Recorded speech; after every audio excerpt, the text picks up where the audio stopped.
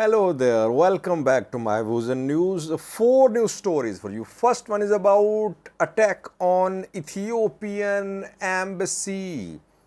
An Ethiopian embassy came under attack. Its building suffered damage.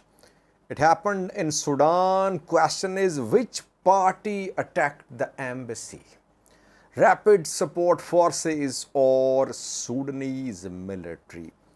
Secondly, Addis Ababa, Irreecha celebrations underway. City is being decorated. People are raising questions. They're comparing Irreecha preparations and mescal preparations. Thirdly, Oromia, a region of Ethiopia, kidnapping for ransom is turning into a business. New story about some factory workers who were kidnapped and ransom is being demanded. And lastly, Tigray, where family members of those who were killed during Tigray conflict are being informed, and these TDF members are being buried, ceremonies are being held in Tigray. Firstly, viewers, Ethiopian embassy came under fire this morning. On Tuesday morning, it happened in Sudan. Ethiopian embassy is in Sudanese capital Khartoum. Shells were fired at the embassy. The embassy suffered damage.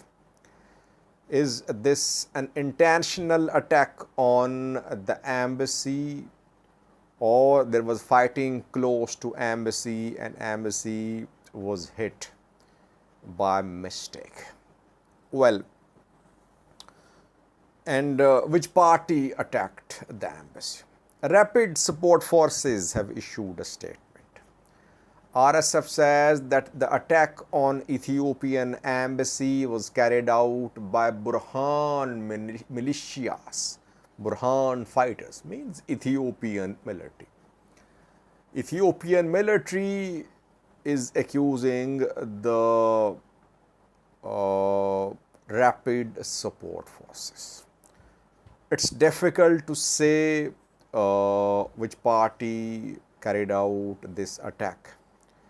Both rapid support forces and Sudanese military have their presence close to the area where embassy is situated. But one important point that Burhan Ethiopian government relations are not very friendly. I wouldn't say Abiy is on good terms with Hamati, but Abdul Fattah al-Burhan has not visited Ethiopia so far since his escape from Khartoum. He visited almost all neighboring countries. He visited Eritrea, Egypt, South Sudan. And he visited some other countries too. I think he went to Turkey as well, but no visit of Ethiopia. Is it because Burhan sees Ethiopia as a supporter of rapid support forces?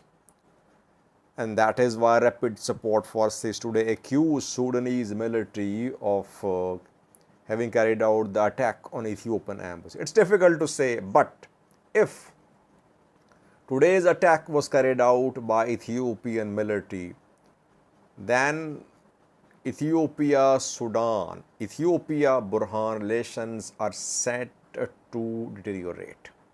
You could see tension in Fashaga, you could see more tension between Sudanese military and Ethiopian military. It seems to be a signal that Burhan sees Ethiopia as RSF's ally, and Burhan is warning Ethiopian government.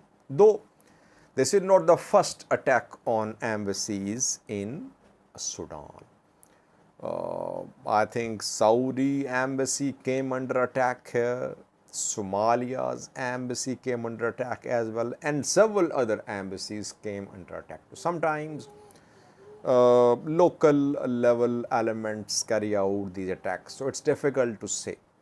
But attack on Ethiopian embassy in Sudan has been confirmed. Some people go to the extent of claiming that armed men stormed the embassy premises. Apart from shelling, the embassy was stormed by armed attackers. Ethiopian government silent. I have not seen a statement from the government. At least government should tell the people what was the nature of this attack, any casualties, any damage suffered by the embassy.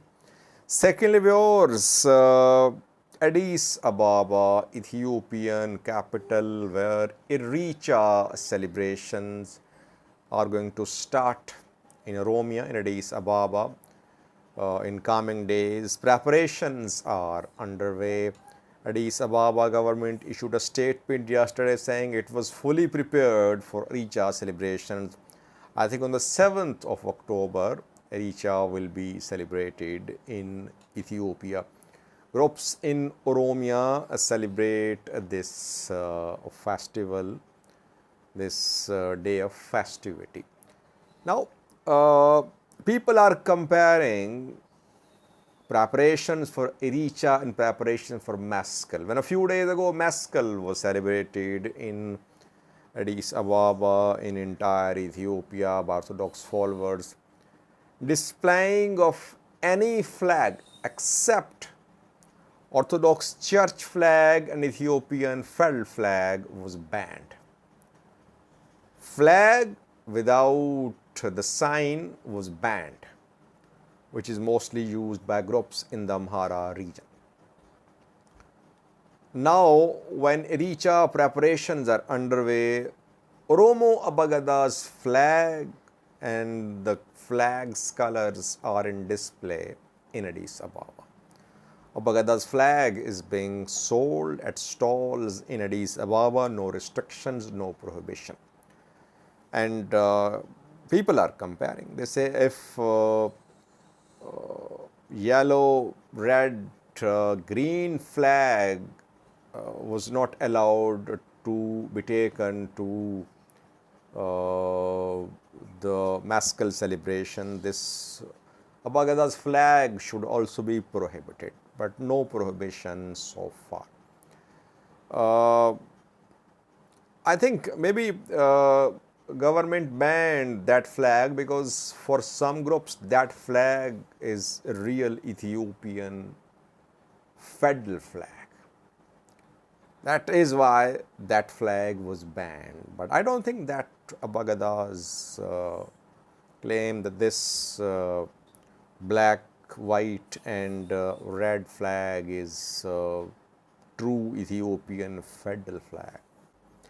Thirdly, kidnapping for ransom is turning into a business in Oromia. It is expanding, several groups operating. It is not just in Amhara, Oromia border areas. It is not specifically directed against Amhara people. Oromos are also being kidnapped for ransom by groups operating in the region. Ola is also accused. There are several angles to this development. It's not just Oromo versus Amhara. 3 days ago, around 6 workers of Eloto geothermal project were kidnapped. Now, kidnappers are demanding ransom.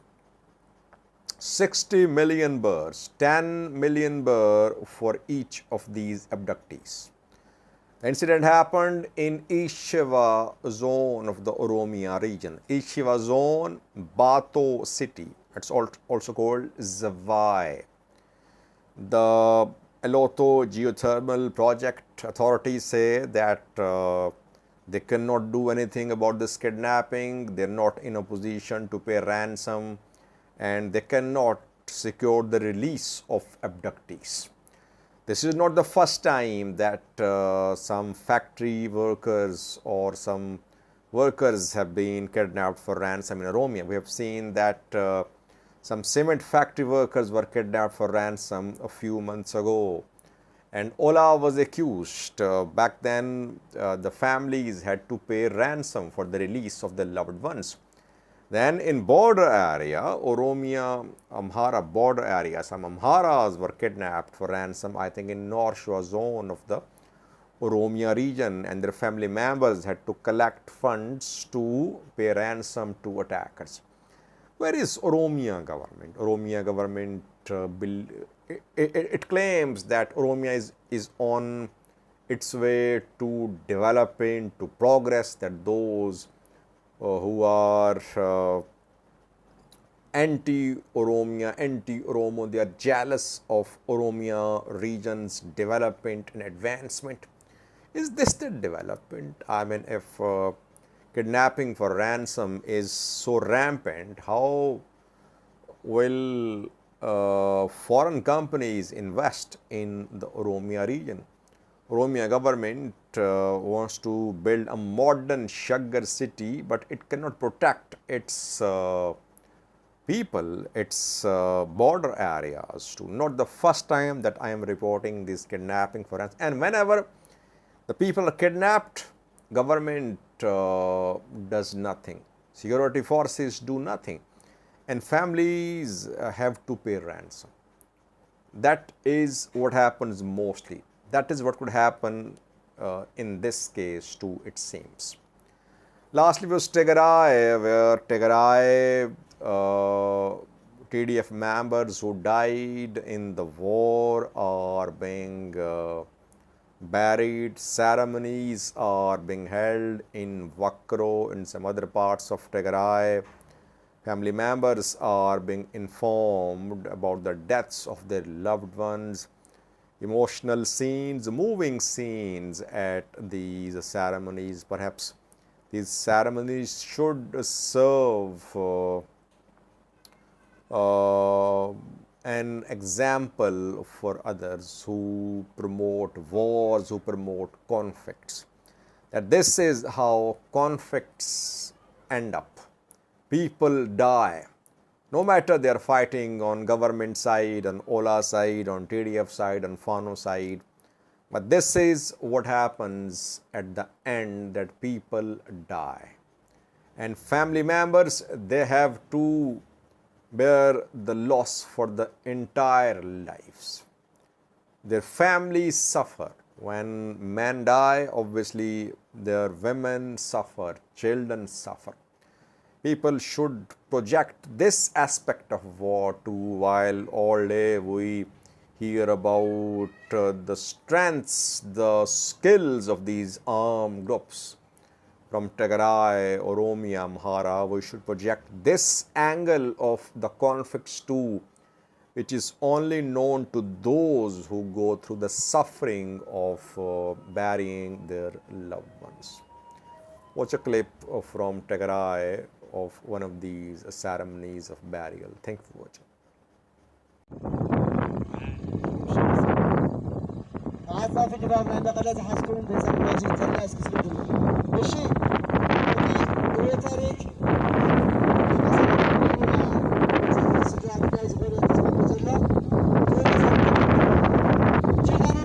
Listen.